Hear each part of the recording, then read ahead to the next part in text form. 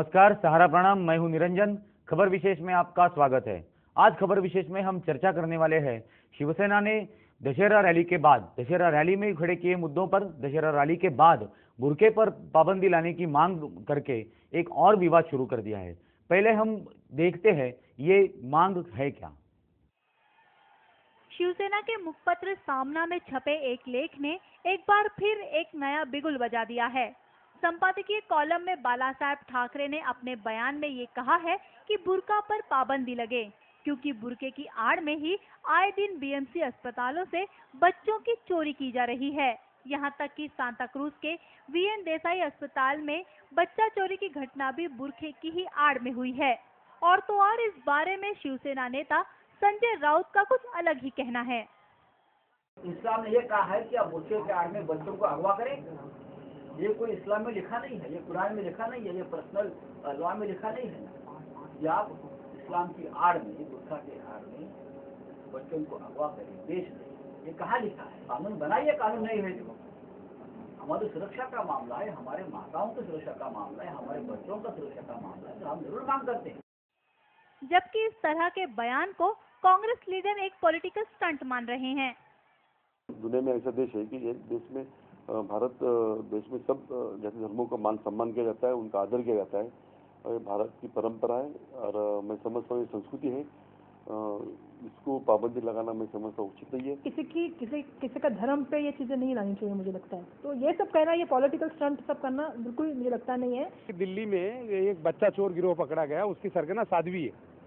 तो इसका ये मतलब नहीं है कि देश में जो भी साधु संत हैं या साध्वी हैं वो सभी चोर हो सकते हैं या उन पर बैन करना चाहिए। देखा जाए तो ये बात सच है कि बुर्के की आड़ में इस घटना को अंजाम दिया जाता है, लेकिन ये बात भी सच है कि शिव सैनिकों द्वारा की जा रही ये मांग किसी की धार्मिक भावनाओं को ठेस पहुंचा सकती है। इससे तो बेहतर ये होगा कि इस तरह के सवाल उठाए जाने के बजाय बच्चा चोरी की घटनाओं को रोकने के लिए नए उपाय सोचे जाएं। अमित और वसीम के साथ साधना चौहान, समय, मुंबई। खबर विशेष में आज इस मुद्दे पर चर्चा करने के लिए हमारे साथ हमारे मेहमान है शिवसेना के वरिष्ठ नेता दिवाकर रावते जी। रावते जी, मेरा सबसे पहला सवाल ये है, इस बुर्के का मुद्दा उठाकर शिवसेना क्या एक फिर से नया विवाद शुरू करना चाहती है? एक बात सोच लो कि शिवसेना कोई नया जुना विवाद निकालती नहीं है। जो दैनंदिन कामकाज में देश के खिलाफ, समाज के खिलाफ जो कुछ होता है उसके ऊपर अपना जो बयान है वो शिवसेना करती है, और अगर उसके खिलाफ जो करना है वो भी करती है, वो समाज के हित में होता है। ये बुर्के का नया कोई निकाला नहीं।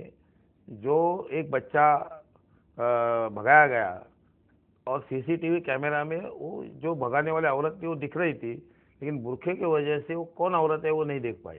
इसका मतलब ये साफ है कि बुर्के के हिसाब से अगर आगे चल के अभी सोनार के दुकान में गए तो ये सीसीटीवी कैमरा है, लेकिन बुर्के के हिसाब बुर्का होने के नाते अभी बुर्के में कौन क्या कर रहा है समझते नहीं है। इसलिए बुर्का इस देश में, अगर मुस्लिम कंट्री में बुर्के के खिलाफ में आदेश निकला हुआ है, तुर्कस्तान में नहीं है। आपने अभी बताया वो इराक में भी कुछ पाबंदी कम है, और फ्रांस ने तो ख़त्म कर दिए, बुर्का चाहिए नहीं। अमेरिका में भी कोई भी मुस्लिम औरत जाए तो कस्टम के सामने आए तो पहला बुर्का निकालो और बाद में बाहर आओ, नहीं तो फिर वापस चले जाओ, इतनी निर्बंध है। तो बुर्के के अंदर जो अनेक घातपात संभावना है, इसलिए। और हमें ये देश जो है ये छत्रपति शिवाजी महाराज का देश है, जहाँ महिलाओं का आदर किया जाता है। तो मुस्लिम महिलाएं, हमारी जो बहनें हैं, उनके लिए हम तो स्वागत करते हैं, लेकिन ये ऐसी क्यों पाबंदी और किस लिए पाबंदी है? 4 दिन पहले जब मेरी चर्चा हुई तो मेरे सामने G24 तास में कट्टर मुस्लिम पंथी बैठे थे। मैंने उनको पूछा तो बोला ये धर्म का मामला है क्या? तो किसी कुरान में कहाँ लिखा नहीं बुर्का होना चाहिए? कुरान में कहाँ लिखा नहीं है बुर्का होना चाहिए? तो धर्म के पाबंदी। लेकिन हिंदुस्तान में ऐसा चलता है कि कुरान का नाम लेते हुए ये नहीं वो नहीं, अभी एक या दो या 3 बच्चे बस। ये तो हमारे देश के लिए है। जब कानून बन गया है, कानून नहीं बना, जब हम बात करते हैं तो पाकिस्तान में नसबंदी चलती है, पाकिस्तान में ये सब मामला चलता है, और हमारे हिंदुस्तान में आए तो फिर कुरान आता है। ये जो अपने धर्म की जो बेइज्जती इन लोगों के साथ हो रही है ना, ये हमारे लिए ये बात हम कहते हैं। नहीं, लेकिन इससे बात दूसरी बात जो आती है कि अब तक मुंबई के बीएमसी अस्पतालों से लगभग 7-8 बच्चे अगवा हो चुके हैं। एक ही ये मामला सामने आया एक है ही नहीं जिसमें आया, बुर्का नहीं बुर्के का इस्तेमाल नहीं, हुआ है। एक ही नहीं आया। मामला ऐसा है कि ये सब होने के बाद सीसीटीवी कैमरे बिठाए गए कि कौन आता है कौन जाता है देखने के लिए। पहले सीसीटीवी कैमरा नहीं थे और लेने जाने वाले सब अभी मैं ऐसा कहूँ कि मुस्लिम ही थे तो दुख रहेगा, दुर्भाग्य से वो थे।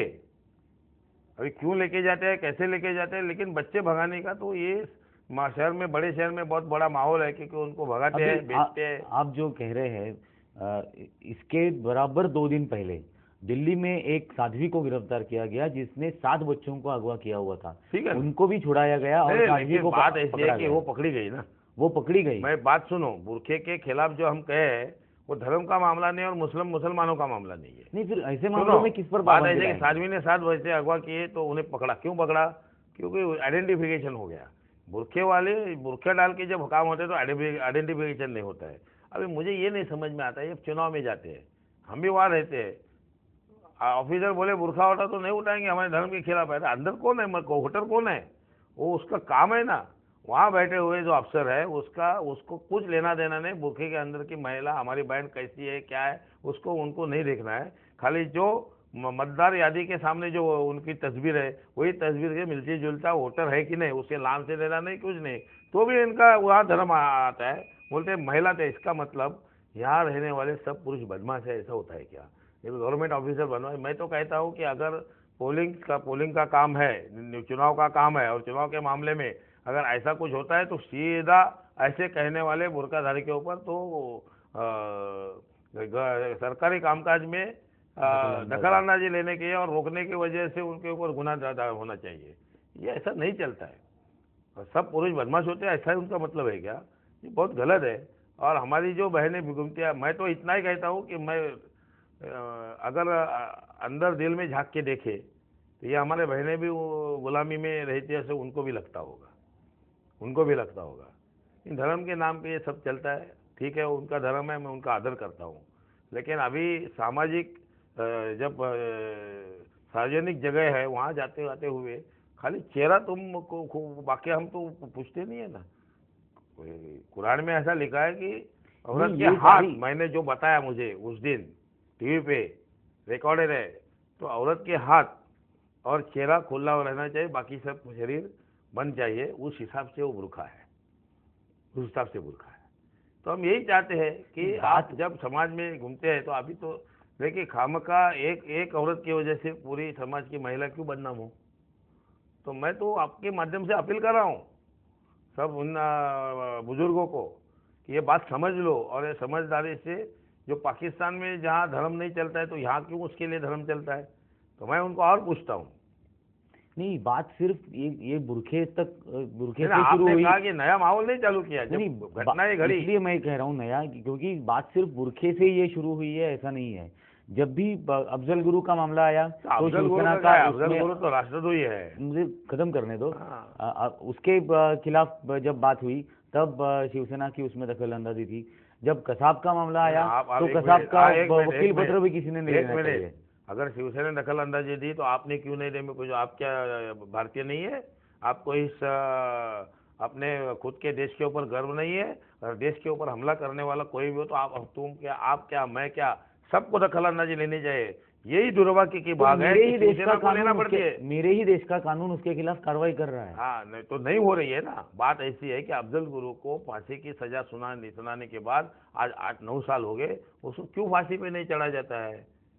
और ये सरकार, मैं तो मेरे मुसलमान भाई से ये आपके माध्यम से कहना चाहता हूँ, ये लोग आपको बदनाम करते, आपको अच्छा लगता है क्या कि अफजल गुरु को फांसी दे तो ये पूरे मुसलमान की दिमाग खराब हो जाएगी और हमको वोट नहीं देंगे, तो आप वोट बैंक के नाते से ये जो इस्तेमाल हो रहा है मुसलमान, हमारे देशवासी मुसलमानों का, ये उनके लिए बदनामी है। अब उन्होंने कहना चाहिए अफजल गुरु को फांसी दो, हमारा कुछ लेना देना नहीं है। जो हमारे देश के खिलाफ खड़ा है उसको तो खत्म ही करना चाहिए। लेकिन यहाँ के कानून के तहत ही उन्होंने वो है ना, फांसी हुई ना, अभी मर्सी पिटीशन दिया हुआ है। मर्सी बात ऐसी है कि अभी सुप्रीम कोर्ट ने राष्ट्रपति को पूछा है कि क्यों नहीं दी जाती है फांसी। हमारे पास सुप्रीम कोर्ट अल्टीमेट है ना, फाइनल है, उन्होंने फांसी दे दी। मल्टी पिटीशन डिसीजन ले लो ना, चलो तुमको बचाना है तो जाहिर करो ना जाहिर। तो इस मुद्दे पर हम चर्चा जारी रखेंगे, ये बड़ी चर्चा का विषय है, लेकिन फिलहाल वक्त हुआ है एक छोटे से ब्रेक का।